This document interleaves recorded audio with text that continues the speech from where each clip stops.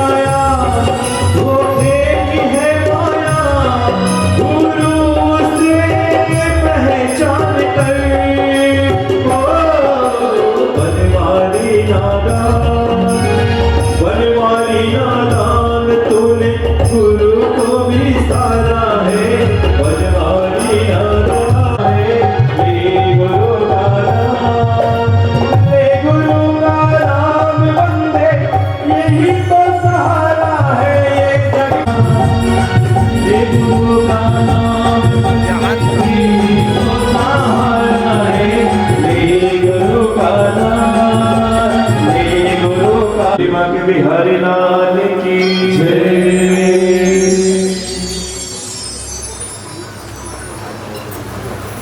एक मिनट तम स्वाध्यामी स्वाहा हस्सो प्रच्छालम महा भागवत भगवान का ध्यान कर लीजिए। हरिओम महा हरिओम मा ओम कस्तूरे तिलकम ललाट पटले वस्तले कौस्तुभम नादा हर मुक्तकम कंगणे वेणुकणि कंगणम सर्वांगे हरिचंदनम तुलयकम कंठे तमुक्तावली गोपाल से गोपाल चूड़ामणि या वीणा वरदंड मंडित्रा या नादना या ब्रह्मा युगंगमणि देवै सदा वंदिता दामन पाद धरणी भगवते निर्जन सदम या महाफल भागवत भगवान की जय। जल स्नान के बाद भागवत भगवान को गंगा सिंधु सरस्वती यमुना गोदावरी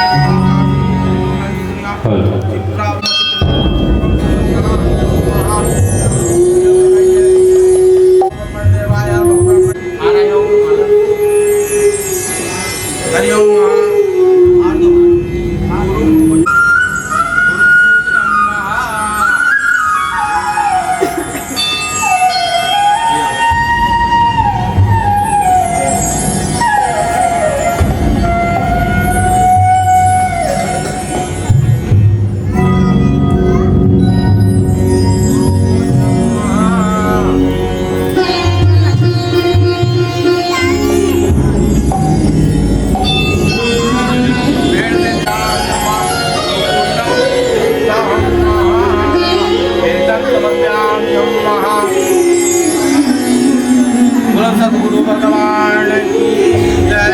कुल व्यास जी महाराज की जय। कुल सुखदेव महाराज की जय। कुल भागवत भगवान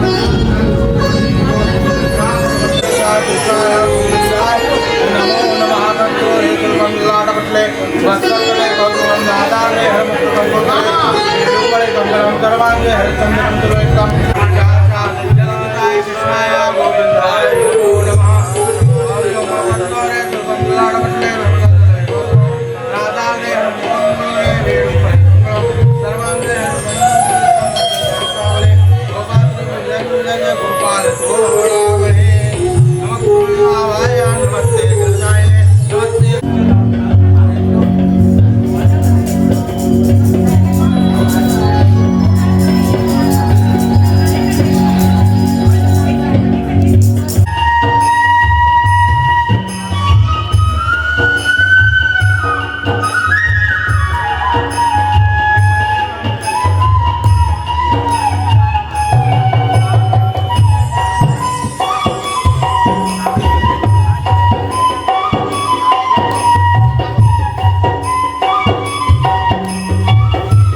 भगवान की आरती पापियों को पाप से है आरती। श्री भागवत भगवान की है आरती पापियों को पाप से है आरती। श्री भागवत भगवान की है आरती पापियों को पाप से है आरती। ये अमर ग्रंथ ये मुक्ति पंथ ये पंचम वेद निराला नौ ज्योति जलाने वाला। ये अमर ग्रंथ ये मुक्ति पंथ ये पंचम वेद निराला नौ ज्योति जलाने वाला। हरि नाम यही हरि धाम यही हरि नाम यही हरि धाम यही।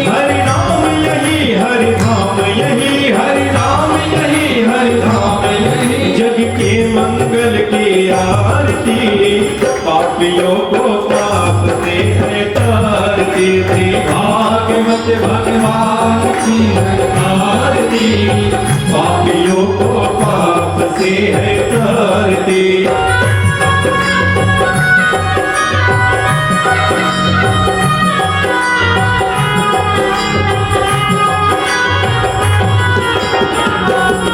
ये शांति गीत पावन पुनीत पापों को मिटाने वाला, हरि दर्श दिखाने वाला। ये शांति गीत पावन पुनीत पापों को मिटाने वाला, हरि दर्श दिखाने वाला। ये सुख करनी ये दुख हरनी, ये सुख करनी ये दुख हरनी, ये सुख करनी ये दुख हरनी, ये सुख करनी ये दुख हरनी। श्री मधुसूदन की आरती, पापियों को पाप से है तारती। श्री भागवत भगवान की है आरती, पापियों को पाप से है तारती। बोलिए भागवत भगवान की।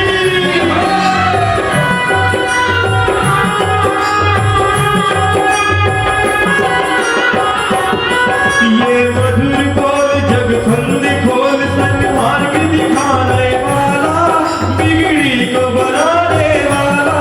ये मधुर बोल जग फंद खोल, सन्मार्ग दिखाने वाला, बिगड़ी को बनाने वाला।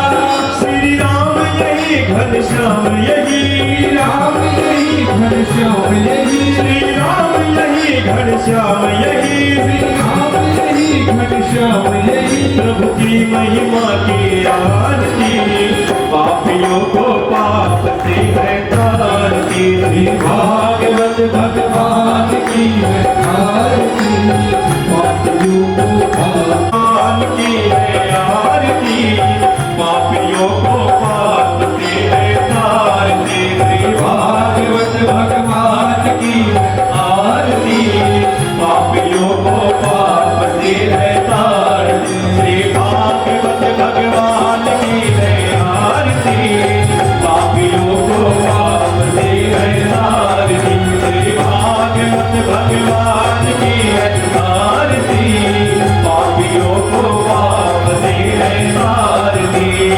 पापियों को पाप से है तारती। ओम कर्पूर गौरव करुणावतारम्, संसार सारं भुजगेन्द्रहारं, सदा वसन्तं हृदयारविन्दे। भवं भवानी सहितं नमामि, त्वमेव माता पिता त्वमेव, त्वमेव बन्धुः सखा त्वमेव, त्वमेव विद्या द्रविणं त्वमेव, त्वमेव सर्वं मम देवदेव, त्वमेव सर्वं मम देवदेव। राम राम हरे हरे कृष्ण कृष्ण हरे हरे, राम राम हरे हरे कृष्ण कृष्ण हरे हरे, राम राम हरे हरे कृष्ण कृष्ण हरे हरे, राम राम हरे हरे कृष्ण कृष्ण हरे हरे। बोली भागवतम शुक्ला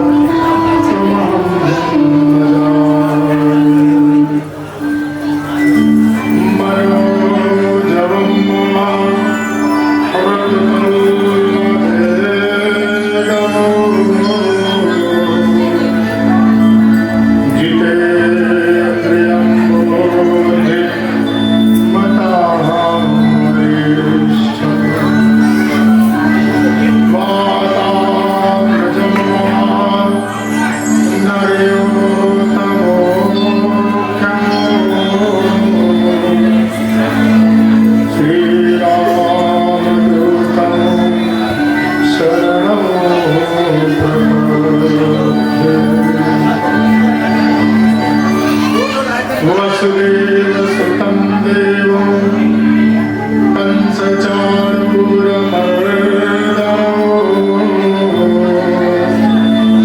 देवकी परमानन्दो श्रीकृष्णं वन्दे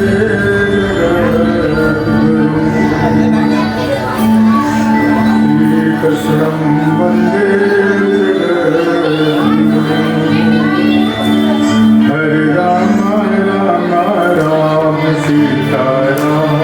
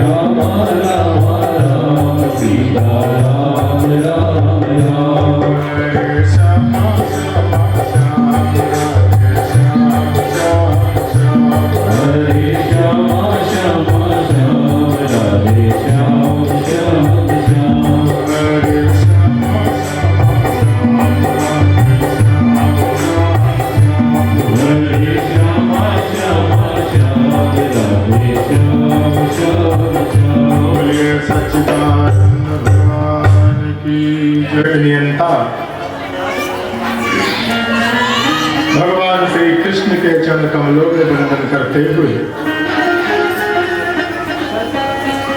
कल कथा जहां से विराम ली थी, अब आगे की ओर प्रवेश करते हुए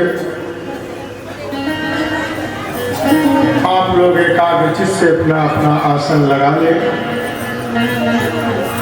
और भगवान बालकृष्ण को अपने हृदय पटल पर पधराएं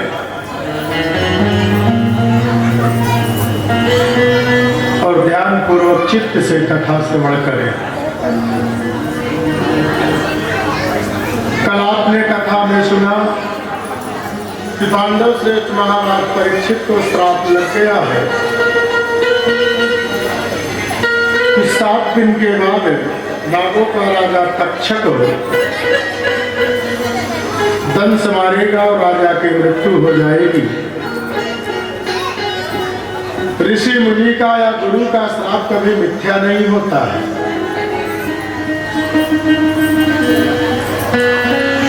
अब राजा परीक्षित को जब ये मालूम हुआ कि मुझे श्राप लग गया, तो पांडव श्रेष्ठ महाराज परीक्षित ने राजसी वेशभूषा का परित्याग करके और संतों का सहारा लिया, संतों के चरणों का सहारा लिया, क्योंकि राजा को यह मालूम पड़ गया सत्संग से ही जीवन सुधरेगा और अब कोई दूसरा रास्ता नहीं है।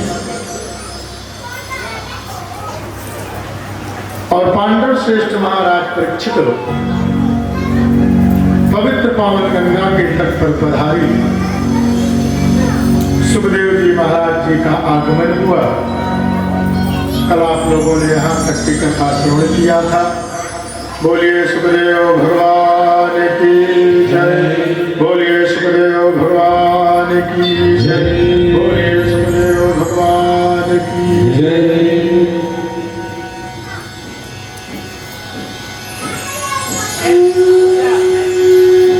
सुखदेव परीक्षित से बोलो, हे राजन, समझो आपको मुक्ति मिल गई।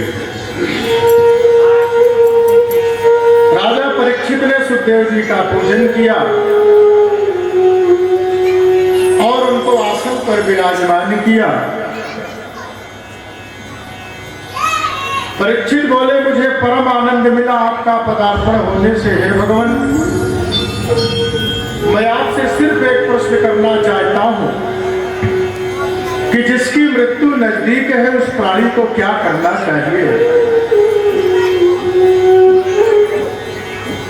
और कितना संक्षिप्त प्रश्न है जो राजा ने प्रश्न किया।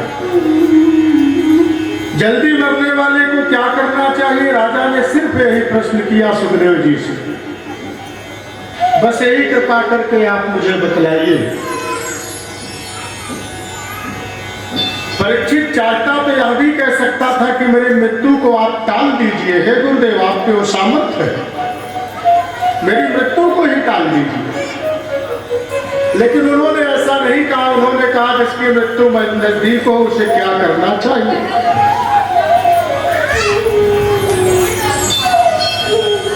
परीक्षित ने तो एक संक्षिप्त प्रश्न किया, जल्दी मरने वाले का क्या करना चाहिए। सुखदेव जी इस बात को सुनकर गदगद हो गए, प्रसन्न हो गए। और जल्दी मरने वाले को क्या करना चाहिए, ये प्रश्न जो तुमने मुझसे किया है हे राजन, अपने लिए तुमने नहीं किया है, ये समस्त संसार के लिए तुमने ये प्रश्न किया, पूरे समाज के लिए, समस्त जीव के कल्याण के लिए तुम्हारा ये प्रश्न है जो आपने प्रश्न किया है। समाज के उत्थान के लिए किया है, अर्थात हे पांडव श्रेष्ठ महाराज परीक्षित। सतयुग में एक व्यक्ति की उम्र लाख वर्ष की होती थी। ध्यान से समझ करें। सतयुग के बाद त्रेता युग जब आया तो एक व्यक्ति की उम्र हो गई 10,000 वर्ष, त्रेता युग। और इसके पहले कोई मरता ही नहीं था। त्रेता युग के बाद द्वापर आया तो एक शून्य और हट गया। द्वापर के बाद कलयुग आया तो एक शून्य और हट गया। कलयुग में लोगों की उम्र रह गई केवल 100 वर्ष। आजकल तो लोग 30 वर्ष की उम्र में बच्चे को चश्मा लग जाता है, ये भी ध्यान देने की बात है। और 100 वर्ष की उम्र है इसके निकाल में। 16 वर्ष की आयु में बाल सफेद हो जाते हैं बालकों के। ये कलयुग नहीं है तो और क्या। 30 वर्ष की उम्र का आदमी मधुमेह अर्थात अनेक प्रकार की बीमारियों का शिकार हो जाता है। और 35 वर्ष की आयु का आदमी हार्ट पेशेंट अर्थात हार्ट पेशेंट हो जाता है। ये कलयुग नहीं तो और क्या है। हे राजन, सुखदेव जी कहते हैं वेद और कलयुग में व्यक्ति की उम्र सिर्फ 100 वर्ष की निर्धारित की गई है।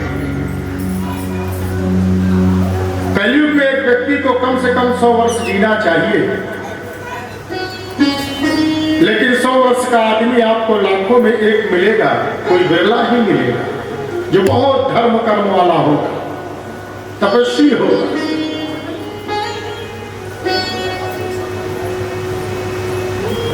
लेकिन 100 वर्ष का आदमी आपको लाखों में एक मिलेगा। 100 वर्ष में से 50 वर्ष तो हमारे सोते सोते ही निकल जाते हैं।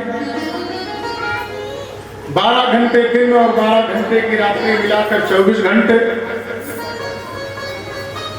तो हम एक दिन कहते हैं 24 घंटे में 12 घंटे हमने सोकर बिता दिया, तो 100 वर्ष में 50 वर्ष तो यूं ही निकल गए प्यारे। अब 50 वर्ष में 25 वर्ष स्त्री संग में निकल जाएगा, क्योंकि ससुरारी प्यारी भई जब ते 25 वर्ष और रहे और संसारिक कार्यों में चले गए। सुखदेव जी कहते हैं पांडव श्रेष्ठ महाराज परीक्षित, हे राजन, जल्दी मरने वाले व्यक्ति की मुक्ति का तो एक ही उपाय है। क्या? जल्दी मरने वाले को तो परीक्षित का एक ही काम करना चाहिए जो श्वास कर निकल गया लौट कर वो आएगा नहीं। इसलिए प्रत्येक परिस्थिति में चलते फिरते उठते बैठते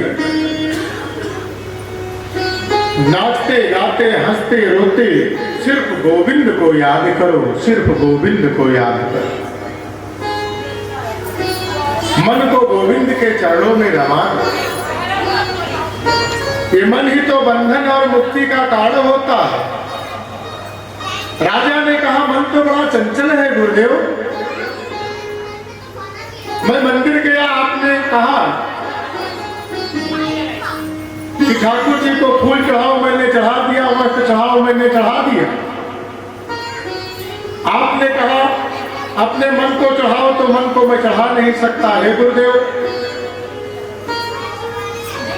क्योंकि मन तो मेरे वश में है। आपको सिर्फ कहने की बात है, आपके कहने से तो मैं मन को चढ़ा नहीं सकता। मेरा मन कहीं अन्यत्र भटक रहा है।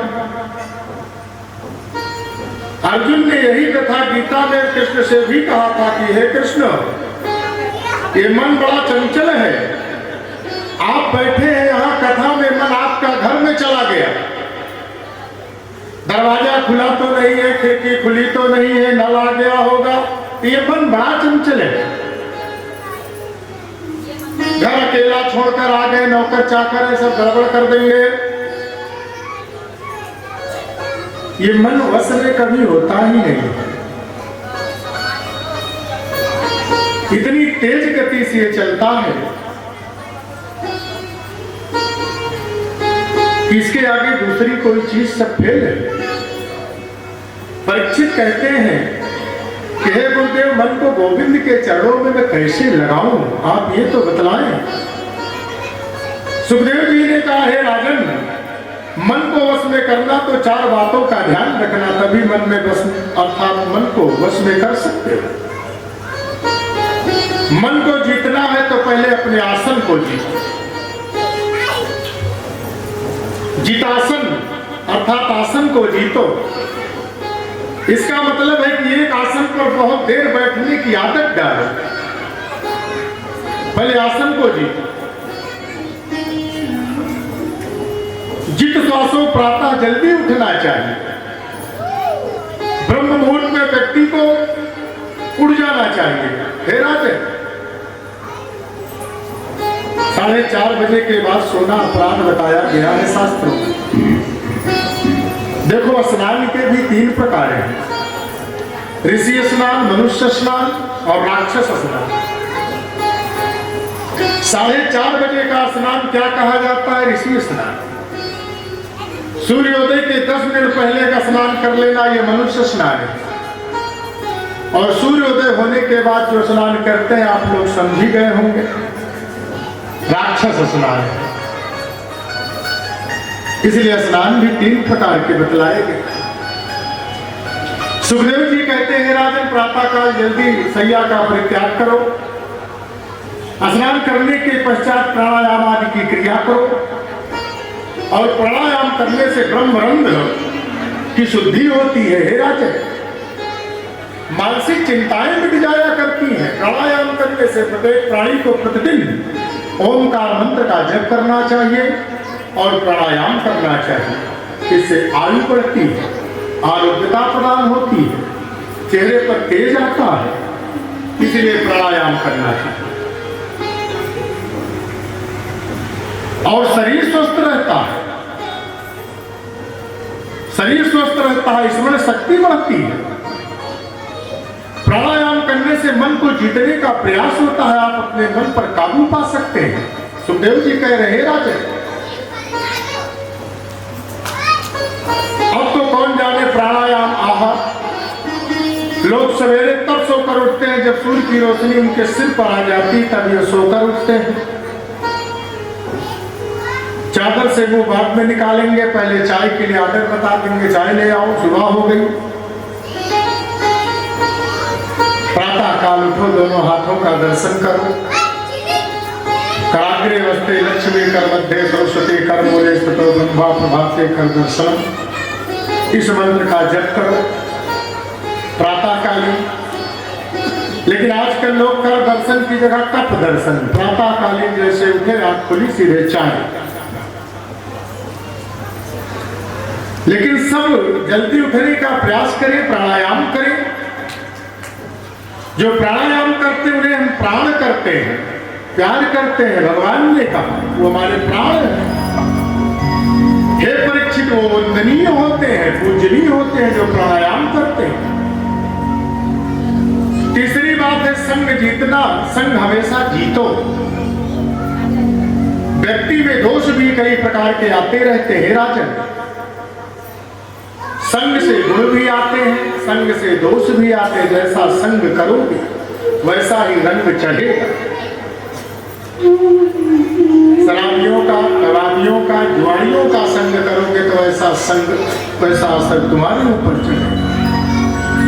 विद्वान का सत्संग करोगे, गुरु के संग में रहोगे तो सब लक्षण तुम्हारे अंदर विराजमान है।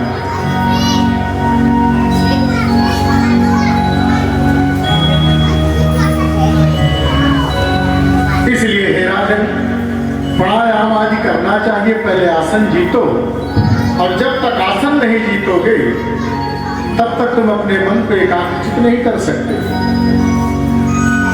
पूरा विश्व प्रपंच परमात्मा का रूप है, ये सोचकर चिंतन करो। राजसी परीक्षित से कहा चिंतन को बढ़ाओ। हे राजन, चिंतन को बढ़ाओ और चिंता को मिटा दो।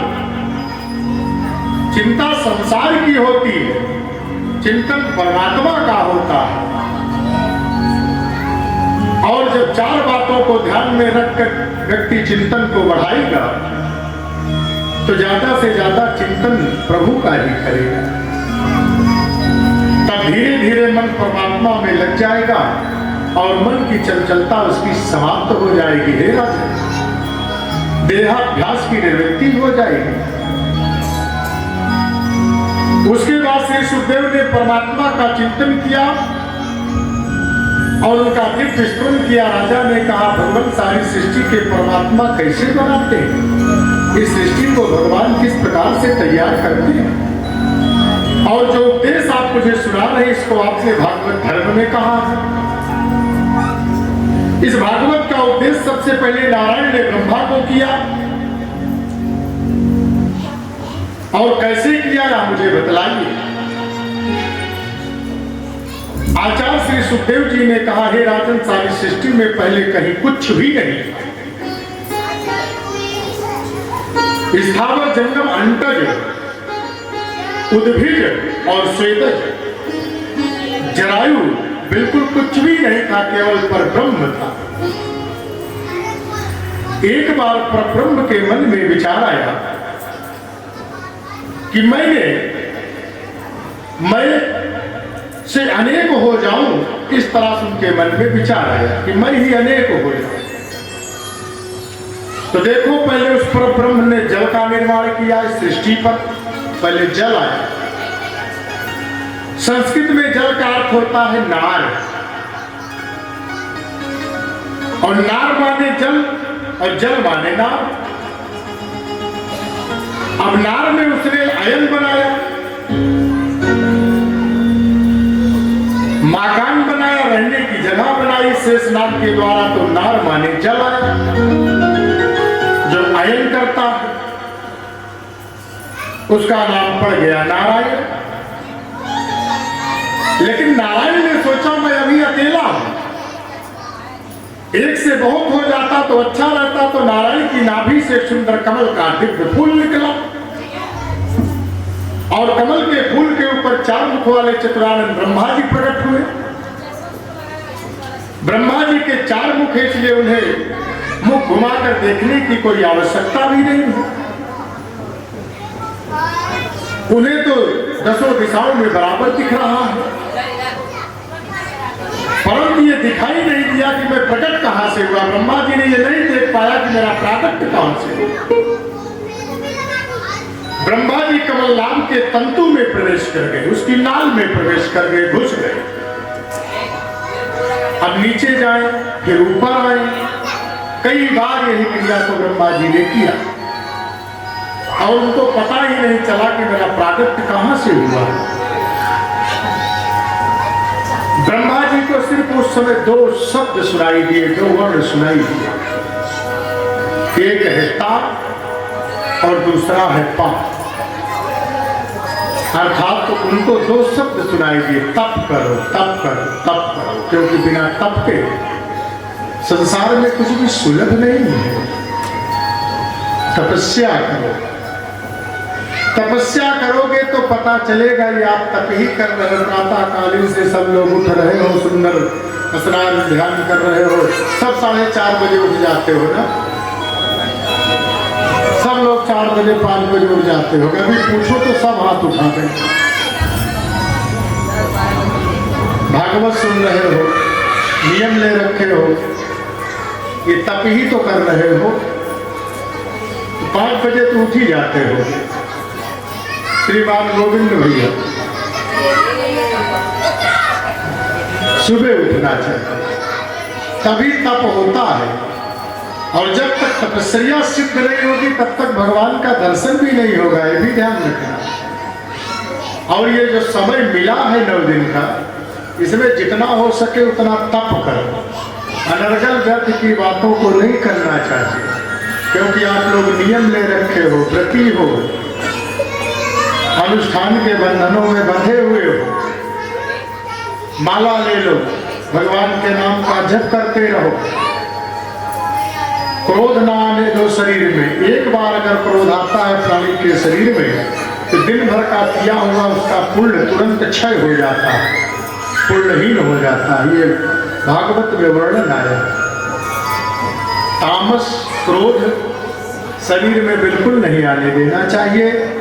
इसलिए ब्रह्मा जी को 2 शब्द सुनाई पड़ा, तप करो। बिना तपस्या के नारायण से मुलाकात नहीं हो सकती है। तब ब्रह्मा जी ने तप किया और उन्हें श्री नारायण का दर्शन हुआ।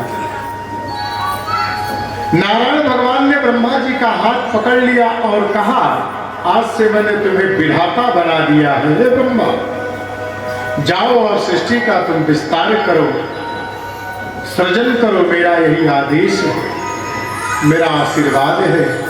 भगवान ने विधाता अर्थात ब्रह्मा जी से कहा। ब्रह्मा जी ने कहा, हे भगवान, थोड़ा सा ईश्वर पाने के बाद जीव अभिमानी हो जाता है। ब्रह्मा जी ने नारायण से कहा कि अगर प्राणी को थोड़ा बहुत धन ऐश्वर्य मिल गया तो उसके अंदर अभिमान भी आ जाता है। ये क्यों? सारी दुनिया का मालिक आप मुझे बना रहे हो, मुझे अभिमान हो गया तो ऊंट होता है ना, जब तक वो पहाड़ के नीचे नहीं जाता तो उसे पता नहीं चलता, वो समझता है सबसे बड़ा मैं है। और जब ऊंट पहाड़ के नीचे जाता है तो उसे पता चलता है मेरे से बड़ा भी पर्वत है, पहाड़ है।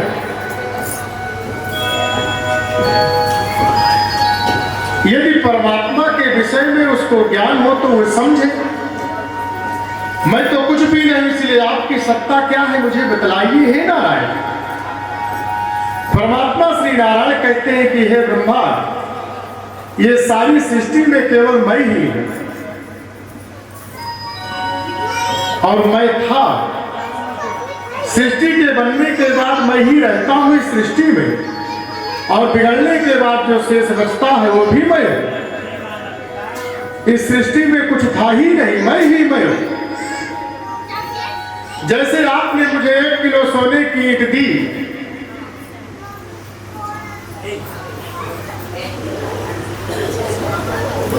ठाकुर जी 1 किलो सोना है, मैंने उस सोने की ईंट के 50 टुकड़े किए हैं महाराज। 1 टुकड़े का मैंने हार बनाया, 1 के मैंने कुंडल बनाए, 1 की नथनिया बनाई, 1 के कंगन बनाए और 1 का बाजूबंद बनाया। तो सब तो सोना ही है ना, नाम अलग अलग है। उस स्वर्ण के कितने भी नाम हो गए हो, लेकिन है तो स्वर्ण ही ना। इसी प्रकार दुनिया में सबसे पहले नारायण थे, बनने के बाद नारायण हैं और बिगड़ने के बाद जो इस संसार में बचता है वो भी नारायण ही। संसार में जो चीज नहीं है फिर भी वो दिखाई देती है, और जो दिखाई देती है उसे मेरी माया समझो। हे ब्रह्मा, कहते हैं पृथ्वी जल तेज वायु आकाश इन 5 तत्वों से दुनिया बनाई जाती है। छिट जल पावक गगन शरीरा पंच रचित अति अधम शरीरा। चींटी भी 5 तत्वों से बनती है, भले छोटा सा प्राणी है लेकिन उसमें भी 5 तत्व ही लगते हैं। कुत्ते को भी 5 तत्व से ही बनाया गया, भले छोटा सा जीव है। मनुष्य भी 5 तत्वों में बनता है, लेकिन ये 5 तत्व हमारे शरीर के भी हैं और बाहर भी। ऐसे ही मैं दुनिया में रहकर भी दुनिया से अलग रहता हूं, ये विधाता। और अलग रहकर भी सारी दुनिया में मैं व्याप्त हूं। आत्मा के तत्वों को समझने वाले जिज्ञासुओं को यही समझ लेना चाहिए, अनेक रूप से जो सर्वत्र विद्यमान है वही दिव्यता।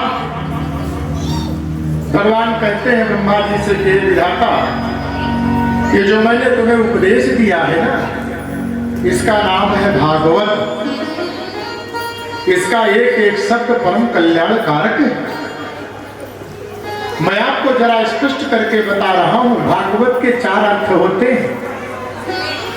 भगवान का जो हो जाए वो भागवत है, और भगवान के नाम का जो भक्त हो जाए वही भागवत है। भगवान के निवास का जो हो जाए वही भागवत है, जो भगवान के चरणों में पड़ा रहे। और भागवत के उपदेश का नाम ही भागवत है। भगवान के प्रियजनों का नाम ही भागवत है। इसलिए भगवान से जो संबंध जोड़ लेता है प्यारे, वो भागवत ही हो जाता है। उसको समझो भागवत ही है। एक बात बताओ, परीक्षित भगवान से जल्दी किसको मिलते हैं? सुखदेव जी ने प्रश्न किया, तब राजा बोला उसी को मिलते हैं जो दिन में 5 बार स्नान करता है। यदि 5 बार नहाने से ही भगवान प्राणी को मिल जाते तो जिन कोल भीलों को राम जी ने गले से लगाया था, ये कोल भील तो 4 महीने जाड़े में कई दिनों तक नहीं नहाया करते थे, फिर भी इनको राम जी मिल गए।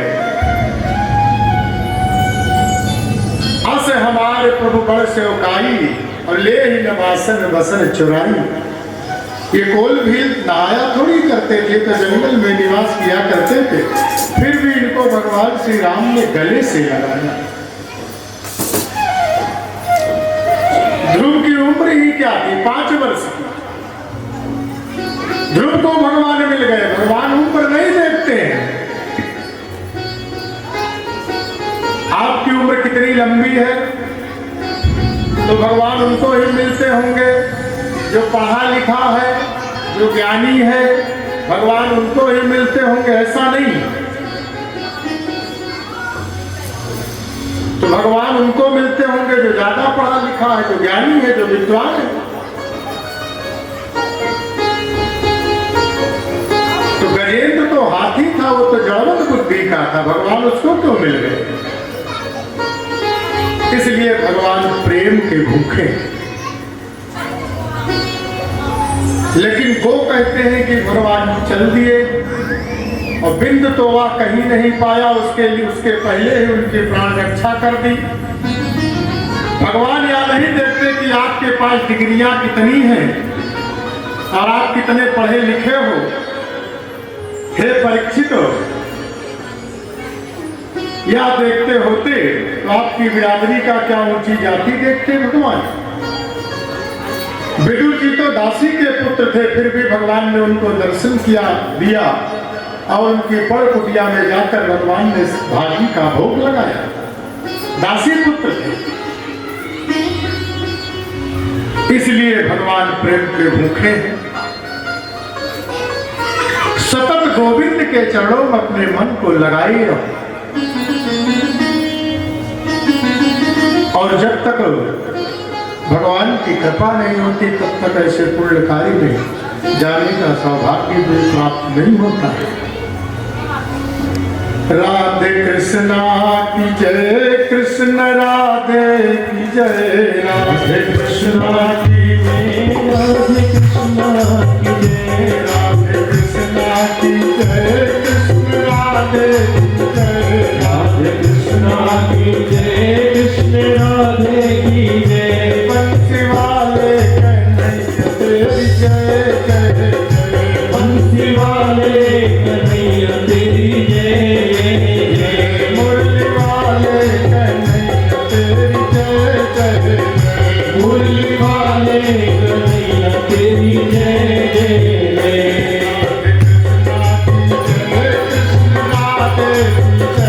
राधे कृष्णा की जय, कृष्ण राधे की जय, राधे कृष्णा की जय, कृष्ण राधे की जय, राधे कृष्णा की जय, कृष्ण राधे की जय,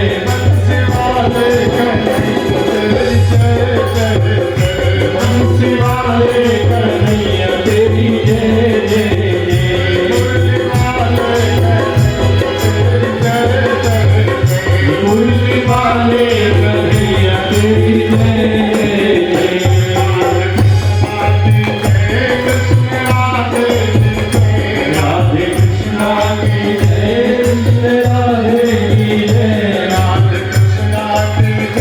कृष्ण राधे की जय, राधे कृष्णा की जय, कृष्ण राधे की जय, राधे कृष्णा की जय, कृष्ण राधे की जय, बंसी वाले कन्हैया तेरी जय जय जय, मुरली वाले कन्हैया तेरी जय जय जय, मुरली वाले राधे कृष्ण राधे की जय, राधे कृष्णा की जय, कृष्ण राधे की जय, राधे कृष्णा की जय, कृष्ण राधे की जय, राधे कृष्णा की जय, कृष्ण राधे की जय, बंसी वाले कन्हैया तेरी जय जय जय, बंसी वाले कन्हैया तेरी जय जय जय, मुरली वाले कन्हैया तेरी जय जय जय, मुरली वाले कन्हैया तेरी जय जय जय,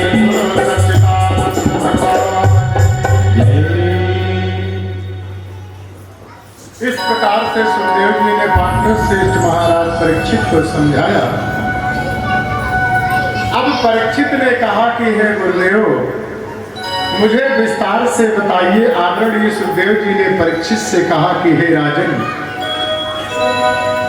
पांडवों के साथ कौरव जब अन्याय कर रहे थे, कुछ भक्त हैं जो सुखदेव जी ने कहा हे राजन, षड्यंत्र किया गया पांडवों के लिए, कौरवों ने षड्यंत्र किया। तब कौरवों के पिता धृतराष्ट्र के सामने विदुर जी आकर बैठे थे। और विदुर जी कौन थे? महामंत्री थे, कौरव जी के महामंत्री थे कौरव।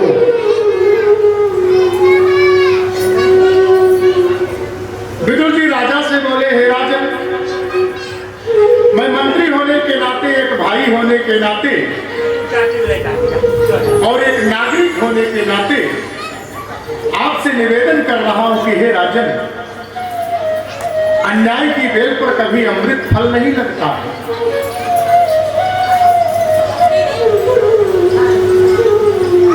पांडवों के साथ तुम्हारे पुत्र अन्याय कर रहे हैं। विदुर जी ने धृतराष्ट्र से कहा, पांडव कमजोर नहीं है, केवल तुम्हारा आदर करते हैं क्योंकि आप उनके बड़े पिता हैं, इसलिए तुम्हारा आदर करते हैं, इसलिए वो तुमसे कुछ बोलते नहीं है।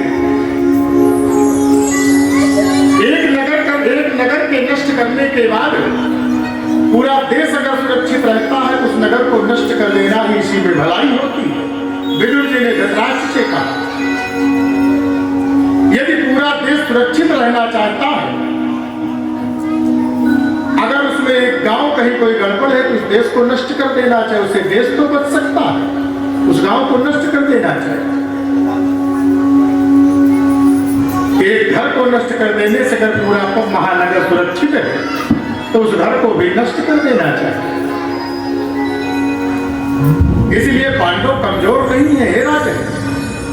खानदान में एक व्यक्ति को त्यागने से पूरा खानदान अगर बचता है, ये भागवत कहती है कि उस व्यक्ति को त्याग कर देना चाहिए। क्योंकि हे राजन, विदुर जी ने कहा कि हे राजन, आपके घर में दुर्योधन एक कलंक रूप में पैदा हुआ कि आपके परिवार को विनाश की कारागार पर ले जा रहा है। अब आपके साले शकुनी आपकी बुद्धि को भ्रष्ट कर रहे हैं। भगवान ने आपको आंख नहीं दिया, आप अंधे हो, लेकिन हृदय की आंख से तो देख सकते हो राजन। विदुर जी ने कहा दुर्योधन की बात मत मानो, लाक्षागृह में जलाने से बचाओ, आप पांडवों के साथ अन्याय कर रहे हो। उनके साथ हो रहे अन्याय को रोको राजन, आप सामर्थ्यवान हो। विदुर जी ने इस प्रकार से धृतराष्ट्र जी को बतलाया। ये सब बातें विदुर धृतराष्ट्र से कह रहा था। उतने में दुर्योधन का महल में प्रवेश हो गया, क्योंकि दुर्योधन धृतराष्ट्र का पुत्र है और मेरी कृपा से उसे मंत्री पद मिल चुका है और मेरे विरुद्ध बोल रहा है। दुर्योधन जब महल में प्रवेश हुआ, उसने देखा कि विदुर चाचा को हमने मंत्री क्या बना दिया, आज मेरे विरुद्ध मेरे पिता को भड़का रहा है, विरोध कर रहा है। दुर्योधन ने डांट फटकार कर विदुर जी को फटकार लगा दिया, डांट लगा दिया और कह दिया मेरे राज्य से, मेरे महल से तुम निकल जाओ।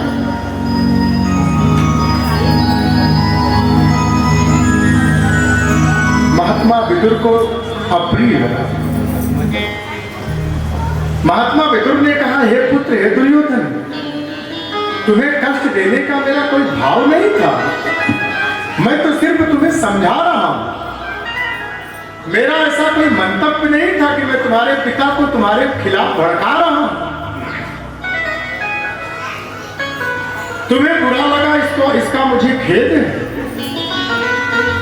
विदुर जी ने अपने मंत्री पद को त्याग दिया दुर्योधन के इस प्रकार कहने से, और परमात्मा के चरणों में जिनकी अनन्य श्रद्धा रहती है, वो अपने मान अपमान का नहीं देखते। विदुर जी बेचारे क्या किए, अपनी पत्नी को लेकर वन की ओर चले गए, जंगल की ओर चले। कदली के वन में एक सुंदर पड़कुटी विदुर जी ने बनाया और पति पत्नी दोनों पड़कुटी में भगवान का भजन सत्संग करने लगे। राजपाट का उन्होंने त्याग किया, क्योंकि जहां का जैसा अन्न होता है वहां वैसा मन भी होता है, जहां का जैसा पानी वहां की वैसी वाणी। विदुर जी ने मंत्री पद से इस्तीफा दे दिया और अपनी पत्नी सुलभा को लेकर कदली वन में जाकर पर्णकुटी बनाकर वहां पर सुंदर भजन करने लगे, भगवान का कीर्तन करने लगे।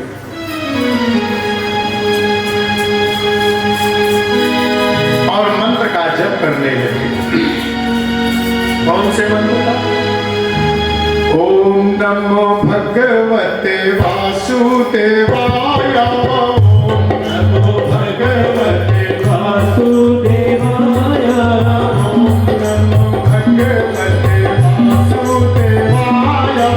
ओम नमो भगवते वासुदेवाय,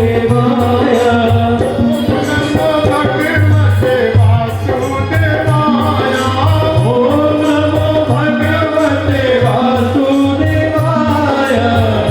नमो भगवते वासुदेवाय,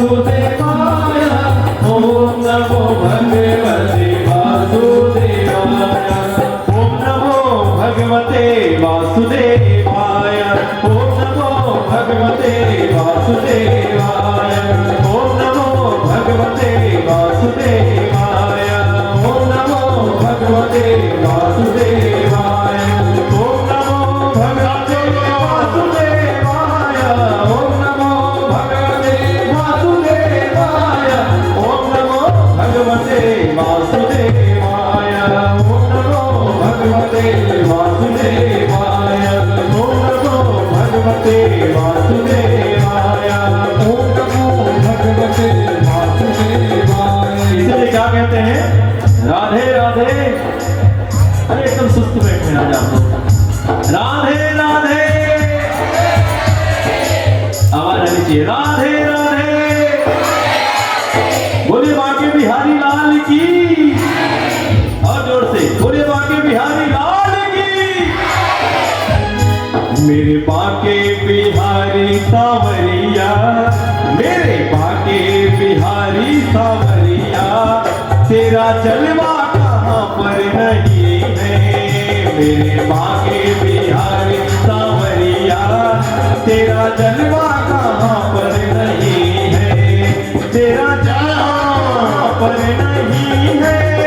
तेरा जलवा कहाँ पर नहीं है। तेरा जलवा कहाँ पर नहीं है।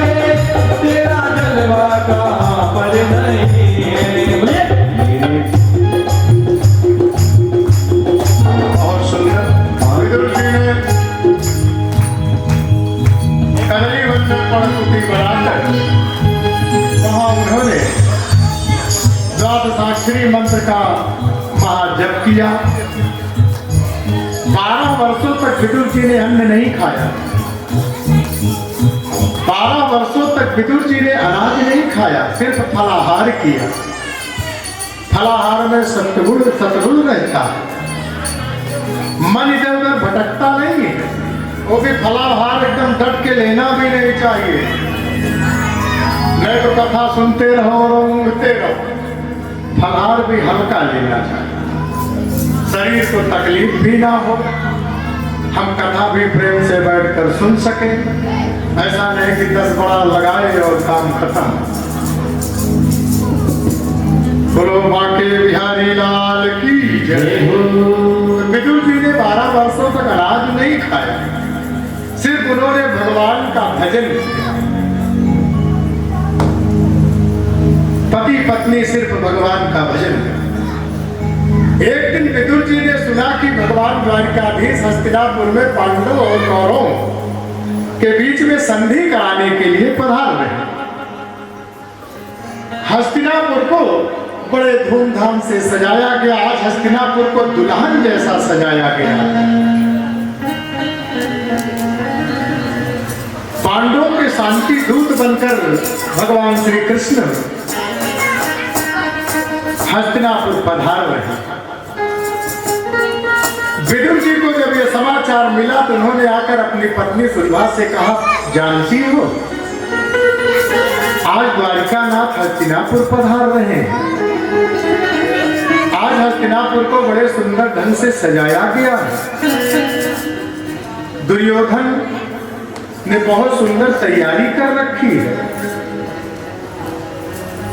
आज भगवान हस्तिनापुर आ रहे हैं। मेरे द्वारिकाधीश की आज रथ यात्रा। अब आज सभी लोग वहां दर्शन करने के लिए जाएंगे और पांडवों के शांति दूत बनकर मेरे प्रभु आ रहे हैं। मेरे प्रभु शांति दूत बनकर आ रहे हैं, बार बार विदुर जी कह रहे हैं। इस शब्द को जब उनकी पत्नी विदुरानी ने सुना तो गदगद हो गई, प्रसन्न हो गई। विदुरानी ने कहा, आपका तो आजकल मंत्री पद से इस्तीफा हो चुका है, क्या भगवान आपको दर्शन देंगे, आपसे भी बात करेंगे? विदुर जी ने कहा, देवी मैं भी उसी भीड़ में खड़ा रहूंगा, अपने प्रभु की रथ यात्रा का दर्शन करूंगा। भगवान मेरी तरफ जरूर देखेंगे। और जिस समय भगवान द्वारिकाधीश की रथ यात्रा हस्तिनापुर में प्रवेश की, खूब स्वागत किया गया, पुष्प वृष्टि हुई, शंख ध्वनि हुई, मंत्र ध्वनि हो रही। भीड़ में एक किनारे विदुर जी भी खड़े होकर भगवान को निहार रहे हैं और उतने में द्वारिकाधीश चारों तरफ निहार रहे कि मेरा बावरा भक्त विदुर कहाँ है, दिखाई नहीं दे रहा। एक नजर द्वारिकाधीश की विदुर के ऊपर पड़ी। ऐसा हुआ मानो विदुर जी से कह रहे हैं कि विदुर जी, चाचा जी, मैं आपके घर भोजन प्रसाद पाने के लिए आ रहा हूं, आप चलकर तैयारी करो। इशारे इशारे से ऐसी बात हो गई है राजन। सुखदेव जी महाराज कह रहे हैं, पांडव श्रेष्ठ महाराज परीक्षित, एक भक्त ही भगवान के इशारे को समझ सकता है। जैसे एक ठग ही दूसरे ठग की भाषा को समझ सकता, वैसे एक भक्त ही दूसरे भक्त की भाषा को समझ सकता। और विदुर जी से भगवान ने कह दिया है, विदुर जी मैं आपके घर आ रहा हूं। विदुर जी वहां उस भीड़ से जल्दी जल्दी निकले और आकर विदुरानी से कहा, सुनो, मेरे प्रभु ने मुझसे कहा है कि मैं तुम्हारे घर आ रहा हूं, भोजन प्रसाद पाऊंगा, जल्दी जल्दी तैयारी कर। विदुर जी बाजार पहुंचे, कुछ था ही नहीं, जो कुछ भी उन्हें उपलब्ध हो सका, पत्र पुष्प फल आदि लेकर तैयारी करने के लिए चले गए। इधर विदुरानी तैयारी कर रही है। भगवान का रथ हस्तिनापुर में प्रवेश हुआ। दुर्योधन आदि राजा बड़े धूमधाम से भगवान का स्वागत किया। द्वारिकाधीश ने कहा कि मैं द्वारिकापुर के राजा की हैसियत से नहीं आया हूं, मैं पांडवों का शांति दूत बनकर आया। भगवान कृष्ण ने कहा धृतराष्ट्र से कि हे राजन, पांडव कितने भी चाहे जैसे वो आपके भाई के पुत्र हैं, उन्हें 2, 4, 5 गांव आप उनको रहने खाने के लिए दे दीजिए, इसी में वो मान जाएंगे।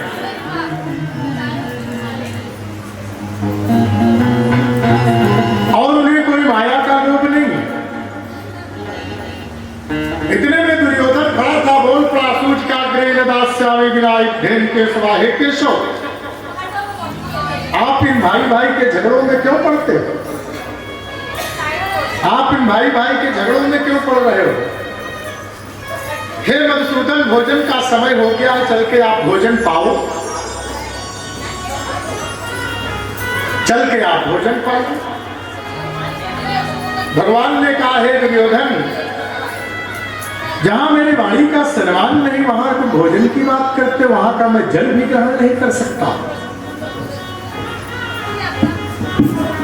क्योंकि मेरी वाणी का जहां सम्मान नहीं, वहां का मैं जल भी ग्रहण नहीं कर सकता।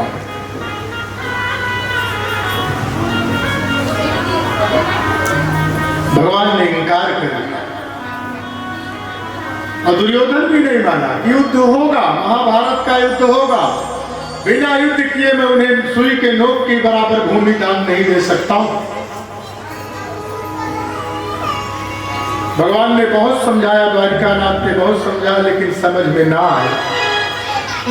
यहां तक दुर्योधन ने ऐसा दुस्साहस किया, उसने अपने दूतों को कहा कि द्वारिकानाथ को बंदी बना लो। भगवान ने वहां पर अपना विराट रूप का दर्शन कराया, सभी भयभीत हो गए, डर गए। और वहां द्रोणाचार्य, पितामह भीष्म, कृपाचार्य आदि जैसे महान संत विराजमान थे। उन्होंने दिव्य दृष्टि से देख लिया कि धन है विदुर, आज तेरी तपस्या के कारण भगवान तेरे घर जाकर भोग लगाएंगे। यद्यप यहाँ पितामह भीष्म ने भी कहा, द्रोणाचार्य ने कहा, केशव भोजन का समय हो गया, भोजन पा लीजिए, कहीं ना कहीं तो भोजन पाना ही पड़ेगा। द्वारिकानाथ चल दिए। इधर विदुर और विदुरानी पर्ण कुटी में बैठकर सत्संग कर रहे हैं, भगवान के नाम का संकीर्तन कर रहे हैं। और उन्हें ये भान ही नहीं है कि जिनका हम भजन कर रहे हैं वही हमारे द्वार पर आकर हमारा दरवाजा खटखटा रहे हैं। भगवान पहुंच गए विदुर जी के द्वार पर, भजन कर रहे हैं और जिस झांकी का दर्शन हृदय पटल में कर रहे हैं, जब तक वो झांकी इनके हृदय से मैं हटाऊंगा नहीं, इनकी आंखें नहीं खुलेगी। भगवान ने आप लीला की। आज भक्त के प्रेम के कारण भगवान भक्त के द्वार पर आए, अपने हाथों से उन्होंने दरवाजा खोला और अपने हाथ से उन्होंने आसन लिया और बिछाकर बैठ गए। यहाँ तक भागवत में वर्णन आया कि आसन भी नहीं था, भगवान ने अपना पीताम्बर डालकर आसन पर विराजमान हो गए। जब दोनों की आंख खुली तो उन्होंने देखा कि जिस प्रभु का दर्शन हम हृदय पटल पर कर रहे हैं वही भगवान हमारे सामने बैठे हुए हैं। दोनों आश्चर्यचकित हो गए, भूल गए गान में, भगवान के प्रेम में सब भूल गए कि भगवान को आसन देना है, चरण धोने के लिए जल देना है, आचमन कराना है, तिलक लगाना है, सब भूल गए। कहां से क्या लाऊं, जल्दी जल्दी एकदम हड़बड़ हड़बड़ विदुरानी भी करने लगी और विदुर जी भी। ऐसी भक्ति है दोनों की। 12 वर्षों से इन्होंने अन्न नहीं खाया, सिर्फ भगवान का ही भजन किया।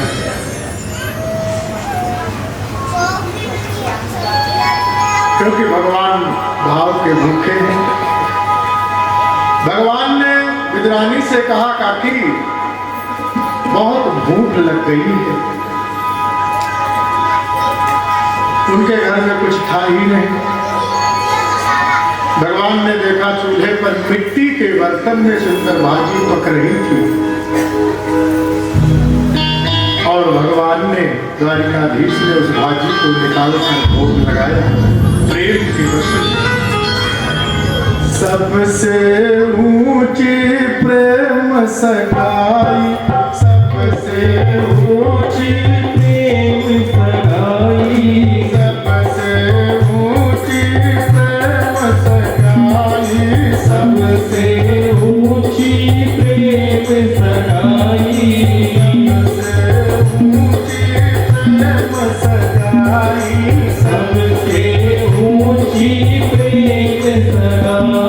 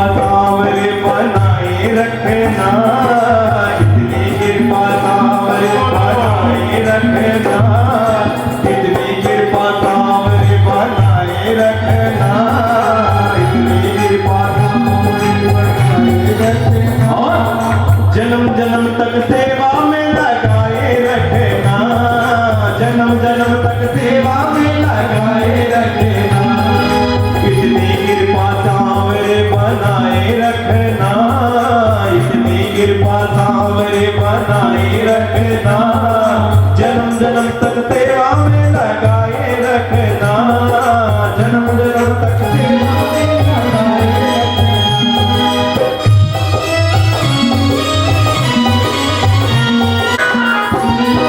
तेरे प्रेमियों में मन लगता और कहीं ना लागे, तेरे प्रेमियों में मन लगता और कहीं ना लागे, तेरे द्वार के आगे प्रभु जी सब्जी का सा लागे, तेरे द्वार के आगे प्रभु जी सब्जी का सा लागे। और भजनों की इस भूख को जगाए रखना, भजनों की इस भूख को जगाए रखना, ओ भजनों की भूख को जगाए रखना, भजनों की भूख को जगाए रखना। आगे आगे बोलो। जन्म जन्म तक, जन्म जन्म तक सेवा में, कौन कौन चाहता है जन्म जन्म तक प्रभु की सेवा करना? कौन कौन चाहते हैं? एक बार जोरदार राधे राधे बोल के, राधे राधे, पूरा हॉल गुनना चाहिए, राधे राधे, अरे राधे राधे, राधे राधे रटो चले आएंगे बिहारी, राधे राधे रटो चले आएंगे बिहारी। देखिए भाई, राधे राधे राम, राधे भगवान बाकी बिहारी को नहीं जाना, तो सब बैठ के थोड़ी नहीं जाना है भाई।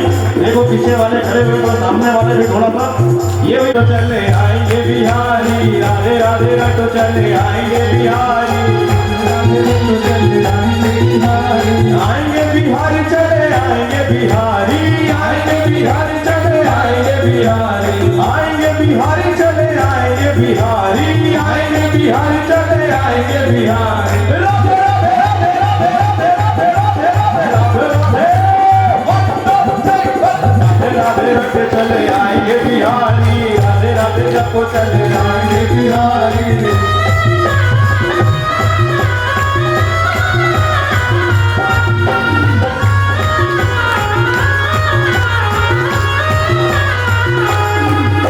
राधा रानी चंदा चकोर है बिहारी, राधा रानी चंदा चकोर है बिहारी, ओ राधा रानी चंदा चकोर है बिहारी, राधे रानी चंदा चकोर, राधे राधे राधे राधे राधे रट चले आएंगे बिहारी, राधे राधे रट चले आएंगे बिहारी।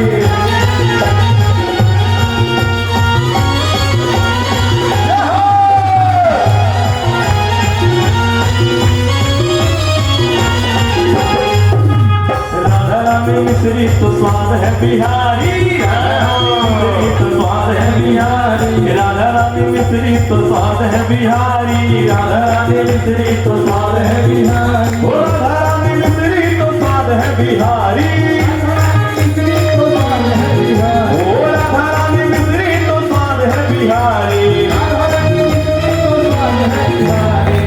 राधे राधे राधे राधे राधे राधे राधे राधे राधे राधे राधे राधे रटो चले आएंगे बिहारी, राधे राधे रटो चले आएंगे बिहारी, राधे राधे रटो चले आएंगे बिहारी, राधे राधे रटो चले आएंगे बिहारी।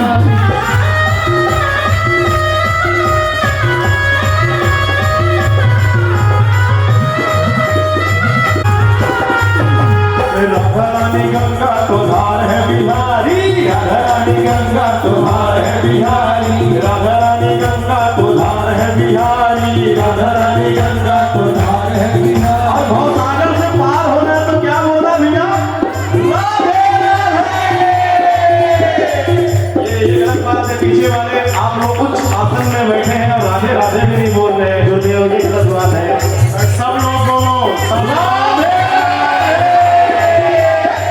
राधे राधा रानी गंगा तो धार है बिहारी राधा रानी गंगा तो धार है बिहारी राधा रानी गंगा तो धार है बिहारी राधा रानी गंगा तो धार है बिहारी ओ राधा रानी गंगा तो धार है बिहारी राधा रानी गंगा तो धार है बिहारी राधे राधे राधे राधे रख चले आएंगे बिहारी राधे राधे रख चले आएंगे बिहारी राधा रानी तन है तो प्राण है बिहारी राधा रानी तन है तो प्राण है बिहारी राधा रानी तन है तो प्राण है बिहारी राधा रानी तन है तो प्राण है बिहारी राधा रानी तन है तो प्राण है बिहारी राधा रानी तन है तो प्राण है बिहारी ओ राधा रानी तन है तो प्राण है बिहारी राधा रानी तन है तो प्राण है बिहारी राधे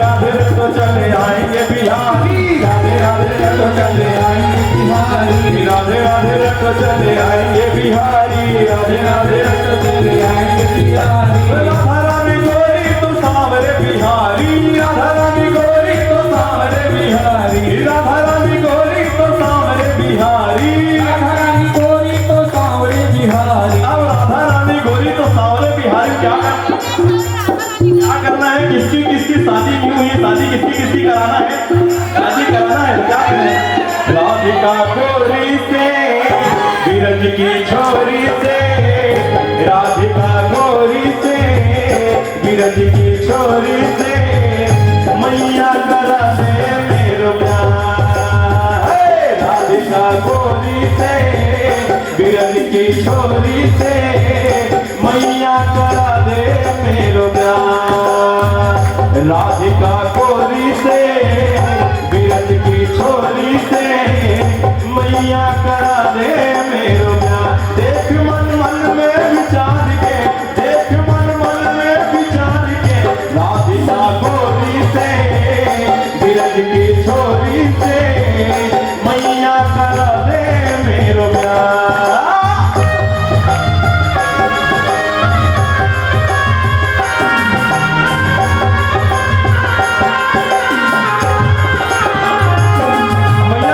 शादी कराना ना आपकी भैया मैया क्या कहती है उम्र तेरी छोटी है नजर तेरी खोटी है उम्र तेरी छोटी है नजर तेरी खोटी है कैसे करा दो तेरो प्यार राधिका गोरी से विरज की छोरी से मैया करा दे मेरो प्यार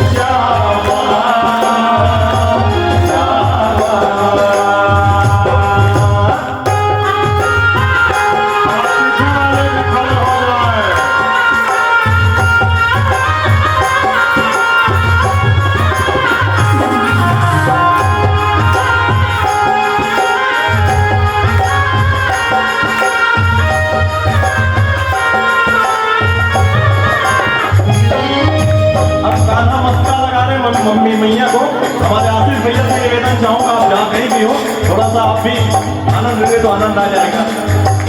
राधा क्या कह रही थी मम्मी को? चंदन की चौकी पर मैया तुझको बिठाओ, चंदन की चौकी पर मैया तुझको बिठाओ, अपनी राधा से मैं चरण तेरे दबवाओ, चंदन की चौकी पर मैया तुझको बिठाओ, अपनी राधा से मैं चरण तेरे दबवाओ, भोजन में बनवाऊंगा बनवाऊंगा। कितने प्रकार का भैया? अरे पूरे पूरे दोनों हाथ उठा के, कितने प्रकार का? अभी 56 108, अरे जोरदार ताली, 108 बोल रहे भैया, जोरदार ताली। अब देखिए हमारे गुरु जी कहते हैं इसके दरबार में नाचोगे तो दुनिया का आगे नाचना नहीं पड़ेगा करके। और हमारे पीछे वाले लोग भैया लोगों से निवेदन, हमारे आंटी लोगों से निवेदन, इनके दरबार में नाचे तो दुनिया के सामने नाचने की जरूरत है क्या? नहीं है। तो जिनकी जिनकी शादी नहीं है, शादी कराना है तुलसी की वहां बात, तो उन लोग क्या कहेंगे? राधिका गोरी से विरज की छोरी से मैया करा दे मेरा, राधिका गोरी से विरज की छोरी से मैया करा दो मेरा, उम्र तेरी छोटी है नजर तेरी खोटी है, उम्र तेरी छोटी है नजर तेरी खोटी है, कैसे कराओ तेरो प्यार। और क्या कहती है? छोटी सी दुल्हनिया जब अंगना में डोलेगी, छोटी सी दुल्हनिया जब अंगना में, छोटी सी दुल्हनिया जब अंगना में डोलेगी, छोटी सी दुल्हनिया जब अंगना में डोलेगी। अब हमारी भाभियां जितनी है उन लोग अपना घूंघट बना दो, थोड़ा घूंघट, थोड़ा सा घूंघट। हमारी भाभियां जितनी है सब घूंघट बना लीजिए थोड़ा सा। आनंद आ रहा है? आ रहा है? आवाज कम आ रही है, आनंद आ रहा है? छोटी सी दुल्हनिया जब अंगना में डोलेगी, छोटी सी दुल्हनिया जब अंगना में, तेरे सामने मैया तू घूंघट ना खोलेगी, तेरे सामने मैया वो घूंघट ना खोलेगी। दाऊ से जाग हो बैठेंगे द्वार पर, राधिका गोरी से विरज की छोरी से मैया करा दे मेरो प्यार, राधिका गोरी से विरज की छोरी से मैया करा दे मेरो प्यार।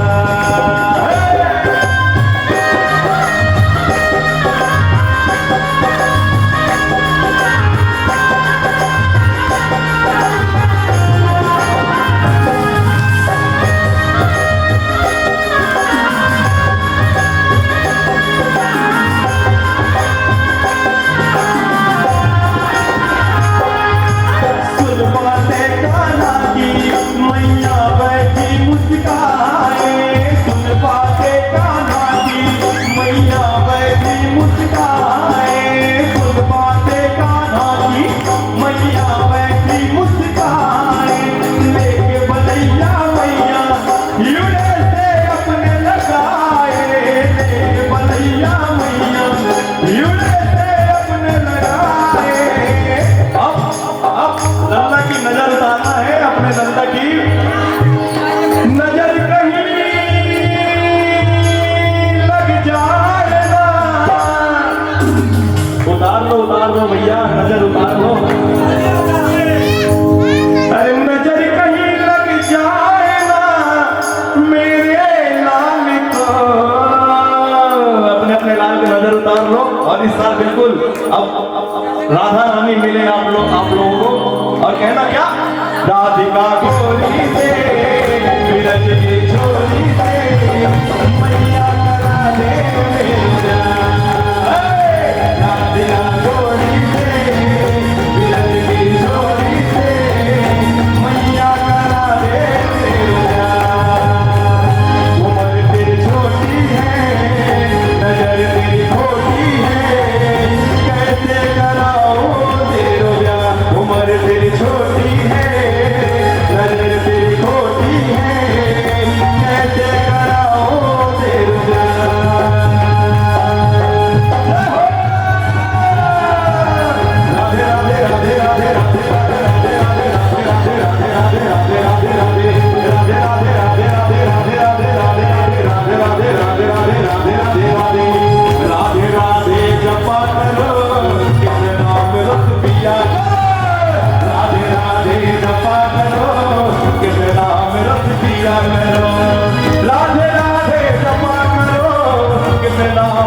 पिया करो, राधे राधे जपा करो, कृष्ण नाम रस पिया करो, दोनों हाथ उठाके राधे राधे जपा करो, कृष्ण नाम रस पिया करो, राधे राधे जपा करो, कृष्ण नाम रस पिया करो, राधे राधे जपा करो, कृष्ण नाम रस पिया करो, राधे राधे जपा करो, कृष्ण नाम रस पिया करो।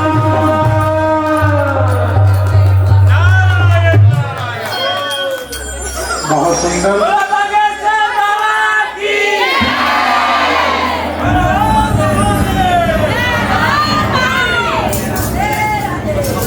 अब थोड़ी देर के लिए बैठ। हो तुम कन्हैया, मेरा नाम हो रहा है, मेरा आपकी कृपा से सब काम हो रहा है, मेरा आपकी कृपा से सब काम हो रहा है, मेरा आपकी दया से सब काम हो रहा है, मेरा आपकी दया से सब काम हो रहा है। करते हो तुम कन्हैया, मेरा नाम हो रहा है, करते हो तुम कन्हैया, मेरा नाम हो रहा है।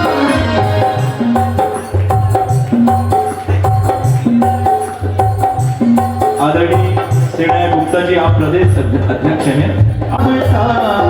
सुस्वागतम सुस्वागतम सुस्वागत आपका, है अभिनंदन है, अभिनंदन है, अभिनंदन है ना।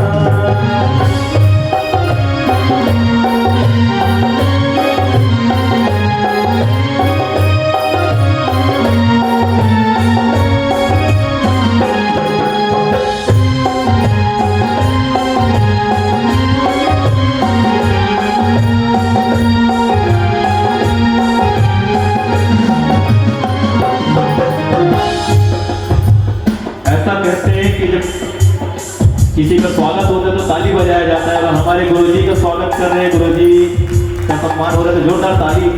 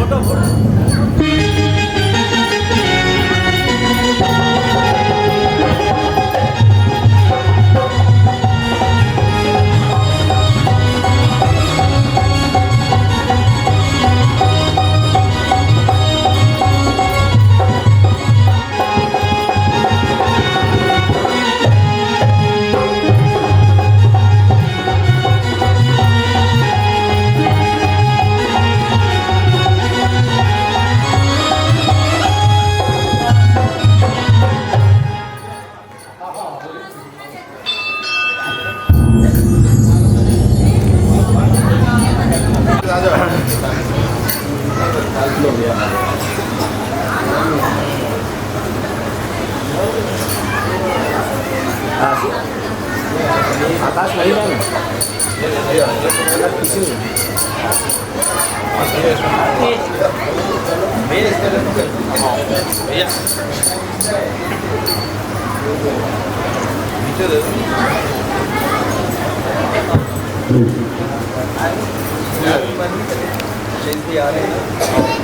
एक बार मंच में जितने हमारे सम्मानित जन उपस्थित है, उन सबसे भी निवेदन और आप सबसे निवेदन, दोनों हाथ उठा के राधे राधे बोलेंगे, राधे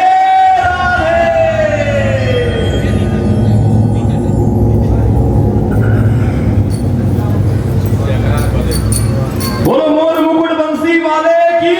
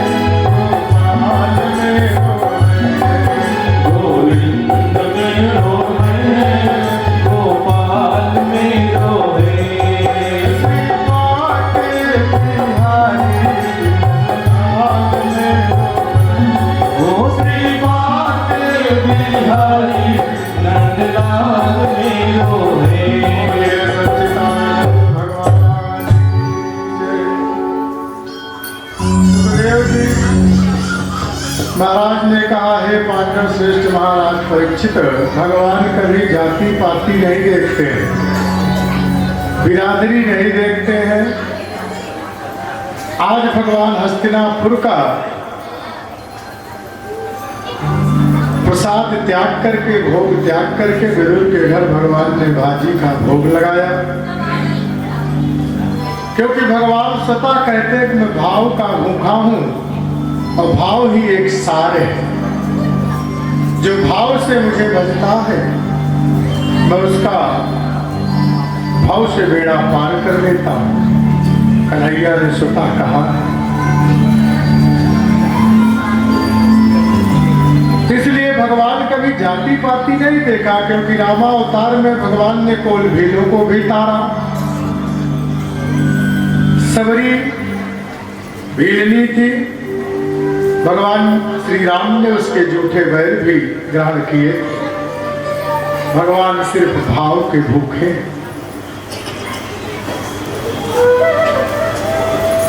परमात्मा श्री कृष्ण जब अपनी लीला को समेटकर इस धराधाम से जाने लगे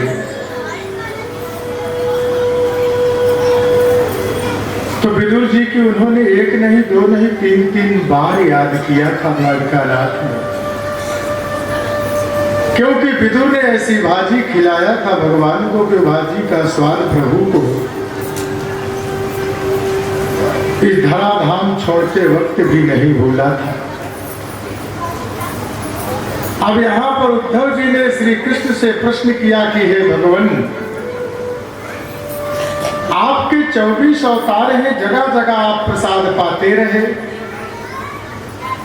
परंतु एक बात अंदर की आपसे मैं पूछ रहा हूं कि हे भगवान। उद्धव ने कहा कि हे नारायण,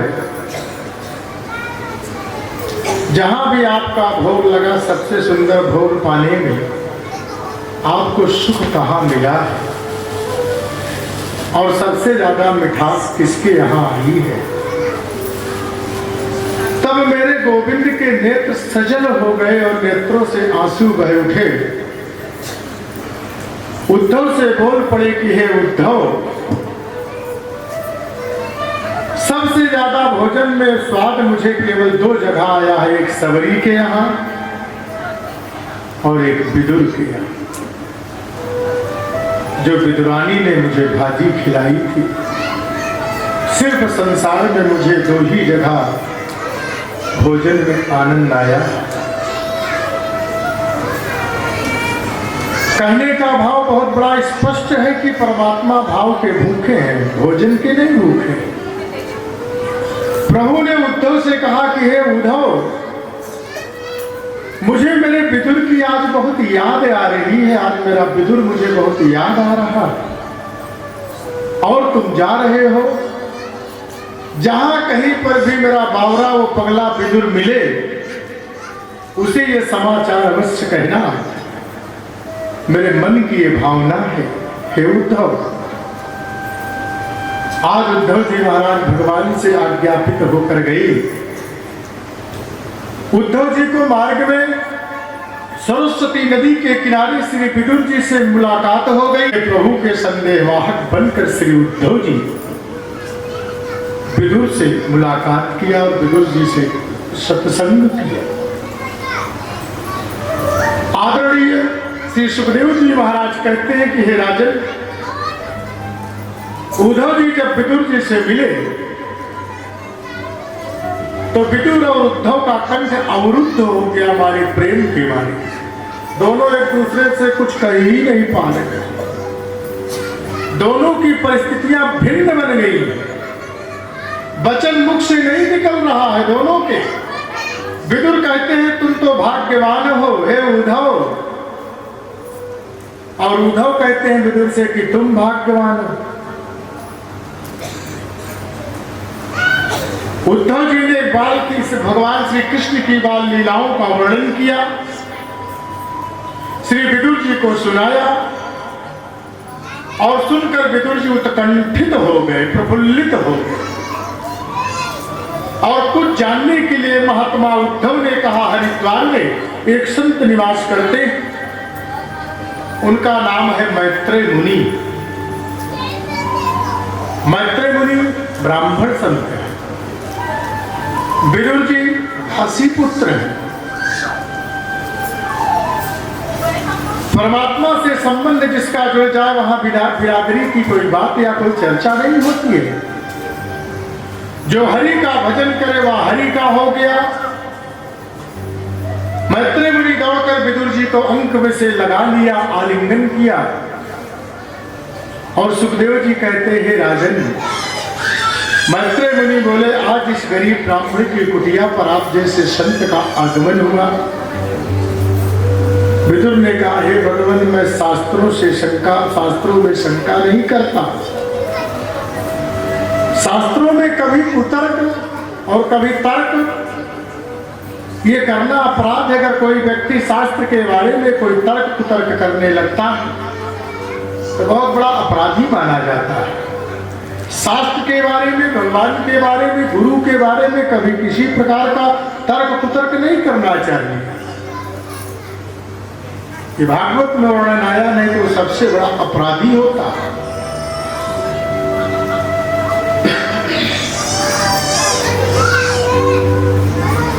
मैत्रेय मुनि ने सृष्टि के प्रसंग को विस्तार से कहा। अंत में विदुर जी से बोले, संसार में जो कुछ भी परिलक्षित होता है, जो कुछ भी संसार में दिखाई देता है, वो परमात्मा की क्रीड़ा है, वो उसकी सुंदर लीला है और ये संसार उसकी क्रीड़ा भूमि है। भगवान यहाँ वो कई कई बार लीला करने के लिए प्रेरित होते हैं भगवान श्री हरि। और दूसरी बात, कोई दुखी क्यों है? परमात्मा किसी को दुख नहीं देता है। संसार में लोग भगवान को दोष लगाते हैं, भगवान ने हमें ये दुख दे दिया। भगवान कभी किसी को दुख नहीं देता। सुख और दुख ये अपने कर्मों के अनुसार प्राणी को प्राप्त होता है। ये संसार में जो कुछ भी भोगते हैं हम लोग अपने कर्म के हिसाब से, अपने कर्म और प्रारब्ध के अनुसार से प्राणी भोगता है। पहले हम क्या कर चुके इसकी चिंता मत करो, आगे हमें क्या करना है उसके बारे में विचार मत करो।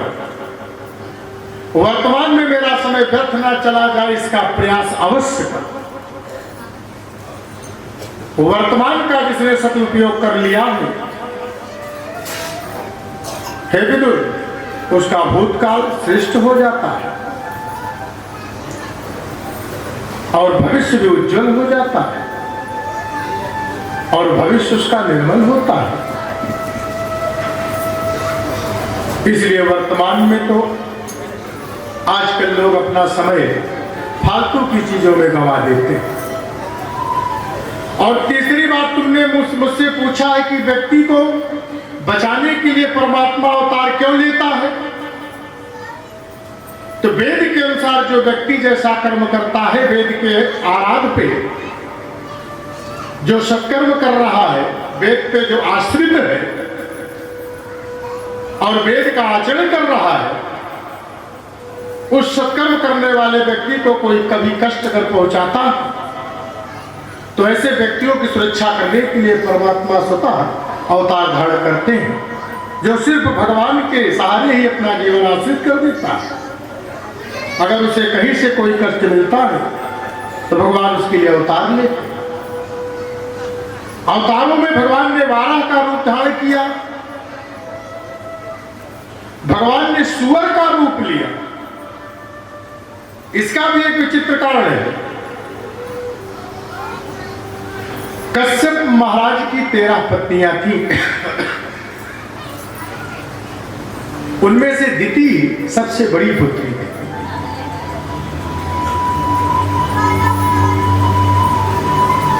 एक दिन दिति ने कश्यप से कहा कि मेरी सभी बहनें पुत्रवती हो गई, मुझे भी पुत्र चाहिए, संतान चाहिए। आप इतने सामर्थ्यवान पति हैं और आपके रहते हुए मैं संतानहीन हूं। दिति ने कहा मुझे संतान चाहिए। कश्यप ऋषि ने कहा है देवी, ये सायंकाल की वेला चल रही है, रुद्र वेला, इस समय कामसुख के लिए उपयुक्त नहीं है, इस समय ऐसी लीला नहीं करना चाहिए। इस समय साक्षात भगवान शिव माता पार्वती के साथ संसार का भ्रमण करने के लिए निकलते हैं, आकाश में विचरण करते हैं महादेव। ये गोधूली बेला, उसके बाद रुद्र बेला लगती है। और इस समय अगर कोई ऐसा पाप कर्म किया जाता है, गर्भाधान आदि कार्य किया जाता है, तो उस गर्भस्थ शिशु पर भूत प्रेतों का छाया आ जाता है, भूत प्रेतों का असर हो जा, रोगी हो जाते हैं बच्चे। लेकिन भगवान कश्यप की धार्मिक बात का दिति पर जरा भी असर ना पड़ा। कश्यप भी दिति के दुराग्रह के आगे झुक गए और श्राप दे दिया कि हे देवी, तुम्हें 2 पुत्र होंगे, परंतु दोनों ही दुष्ट होंगे और दुराचारी होंगे। कश्यप ऋषि ने अपनी पत्नी को ही श्राप दिया, बड़े दुष्ट होंगे। माता दिति तो एकदम भयभीत हो गई और बोलने लगी कि मुझे दुराचारी पुत्र नहीं चाहिए, मुझे तो सुशील पुत्र चाहिए। तब कश्यप ऋषि ने कहा, बीज का असर मैं कहां से लेकर आऊंगा देवी? जितना हो सकता था कि तुम्हारे पुत्र तो दोनों ही दुष्ट राक्षस होंगे, लेकिन तुम्हारे पुत्रों का संहार करने के लिए भगवान नारायण अवतार अवश्य धारण करेंगे। दिति ने कहा, तब तो मेरे पुत्र बड़े भाग्यशाली होंगे जो मेरे पुत्रों को मारने के लिए भगवान स्वतः अवतार लेंगे। दिति प्रसन्न हुई। कश्यप ऋषि ने अपनी पत्नी दिति से कहा कि हे देवी, और तुम्हारा जो पौत्र होगा बड़ा गुणवान होगा, तुम्हारे पौत्र का नाम प्रहलाद होगा, इन्हीं के वंश, वो शीलवान होगा, अलंपट होगा, तेजस्वी होगा, यशस्वी होगा, मनस्वी होगा और भगवान का परम भक्त होगा, और उसके लिए भी भगवान अवतार लेंगे। देवताओं ने ब्रह्मा से पूछा कि दिति के गर्भ में जो शिशु है उनका प्रकाश अभी से बढ़ रहा है, ये दोनों अपनी मां के गर्भ में थे तभी से प्रकाश पड़ रहा है। दैत्यों की माता है, पता नहीं क्या होगा। देवता लोग सब घबरा गए। ब्रह्मा ने कहा कि दिति के गर्भ में जो बालक है वो साधारण मानव नहीं है, ये दोनों भगवान के दिव्य पार्षद जय और विजय हैं। ब्रह्मा ने देवताओं से कहा कि एक बार ब्रह्मा के पुत्र सनक, सनंदन, सनातन और सनत कुमार, ये चारों ही ब्रह्मा के मानस पुत्र बतलाए गए। एक बार ये भगवान नारायण के दर्शन करने के लिए वैकुंठ धाम को पधारे और जैसे उनकी देहरी पर पहुंचे, जय विजय नाम के पार्षदों ने इनको रोक दिया, ठहरो, बिना भगवान की आज्ञा से भगवान से कोई मिल नहीं सकता। सनत कुमारों ने कहा कि हमें कोई आने जाने पर कहीं कोई रोक नहीं सकता, तुम कैसे हमें रोक रहे हो? सनत कुमार धक्के देकर दोनों को जाने लगे। जय विजय को कोई दोष नहीं लगता क्योंकि वो तो अपने कार्य का निर्वाह कर रहे थे। सनत कुमार ने क्रोधित होकर श्राप दे दिया कि तुम भगवान के पार्षद होकर हमें भगवान से मिलने नहीं दे रहे हो, जाओ तुम दोनों राक्षस हो जाओगे। सनत कुमारों ने जय और विजय को श्राप दिया।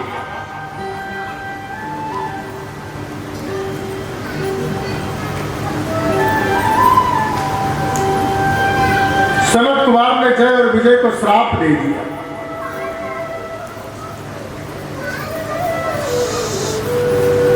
दोनों श्रापित हो गए, जाओ तुम राक्षस हो जाओ। जय और विजय सनत कुमारों के चरणों में गिर पड़े, याचना करने लगे, हे भगवान हम आपको पहचान नहीं पाए, राक्षस बन जाएंगे तो बड़ी तकलीफ भोगनी पड़ेगी। सनत कुमारों ने कहा, दैत्य तो तुम दोनों बनोगे, इसमें कोई शंका नहीं है, क्योंकि ऋषि का श्राप कभी मिथ्या नहीं हो सकता। लेकिन 3 जन्मों के बाद तुम्हें मोक्ष भी मिल जाएगा। सनत कुमारों के मन में बड़ी ग्लानि हुई कि हमें कभी क्रोध नहीं आता। इन दोनों ने हमें क्रोध दिलवा दिया।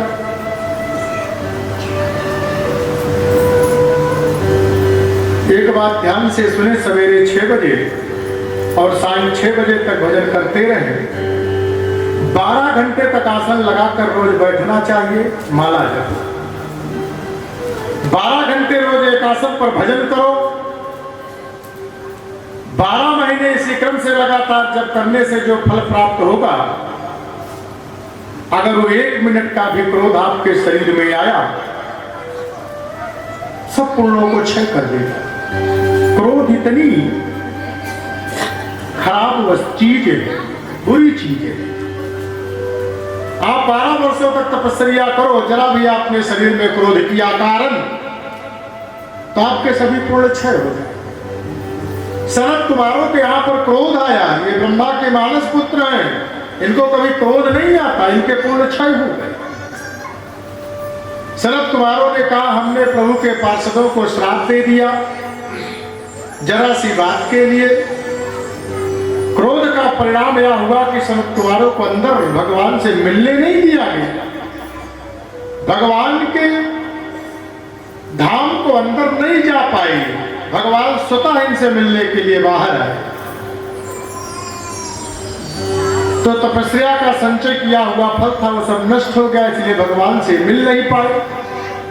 और भगवान इनसे स्वतः मिलने के लिए अपने धाम से बाहर आए। बद्रिका आश्रम में चले गए। वहां जाकर पुनः इन्होंने तप किया। वही दोनों पार्षद जय विजय माता दिति के गर्भ में बालक बनकर आज आ गए हैं। दोनों का जन्म हुआ, एक का नाम हुआ हिरण्यकश्यपु और दूसरे का नाम हुआ हिरण्याक्ष। मैं जरा स्पष्ट कर रहा हूं भागवत की भाषा को।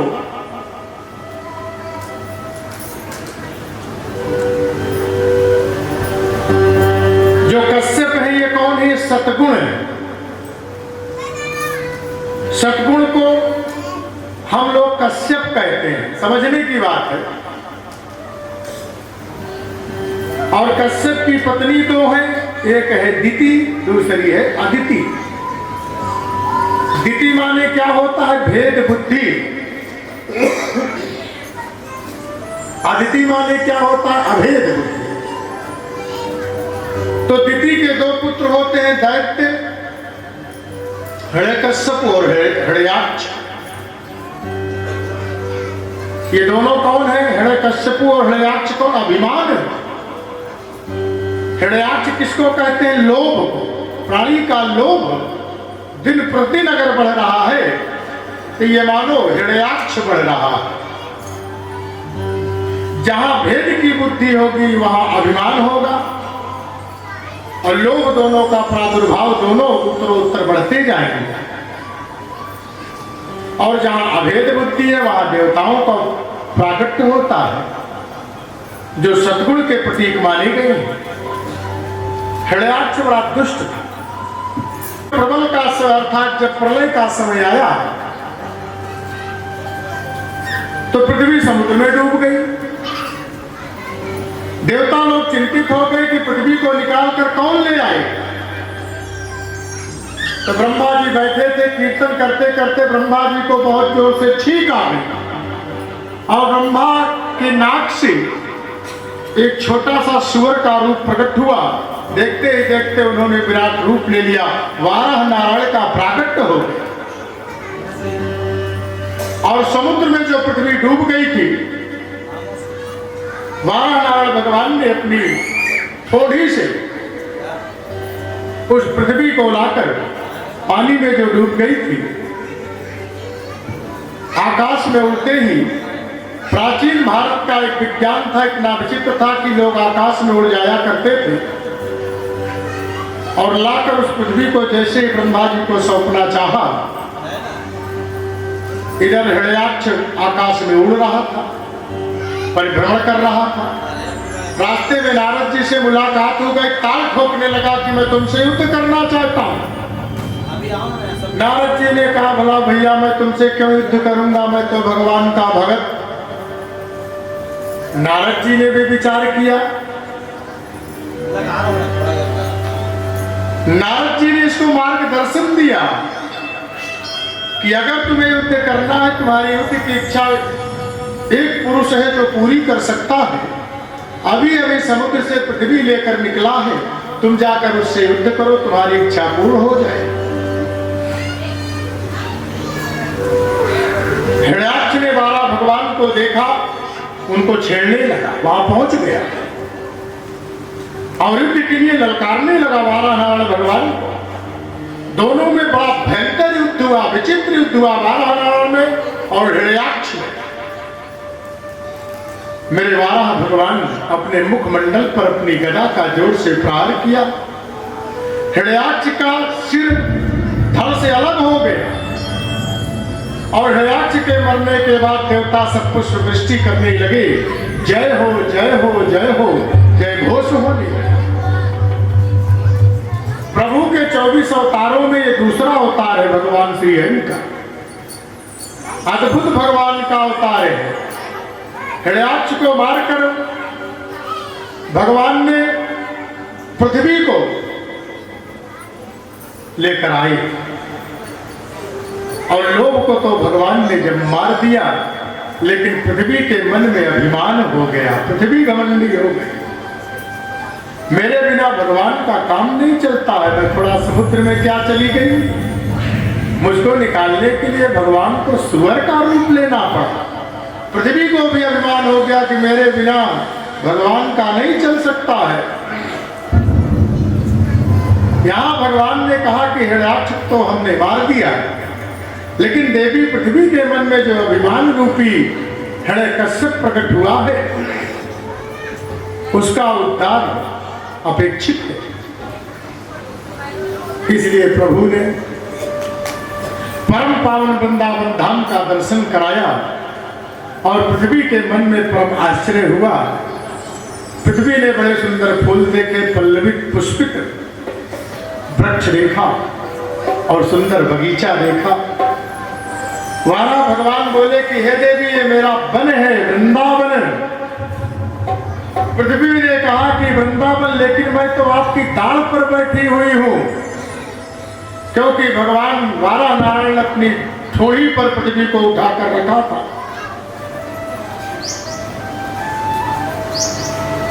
और जब मैं समुद्र में डूब गई थी तो आपका वृंदावन कहां चला गया था प्रभु? ये भी तो इसी पृथ्वी में है। तो चार भागों में वृंदावन नहीं आता क्या? तीर्थों का राजा प्रयाग, इलाहाबाद है जो तीर्थों को राजा है, वो प्रयाग गुरु है।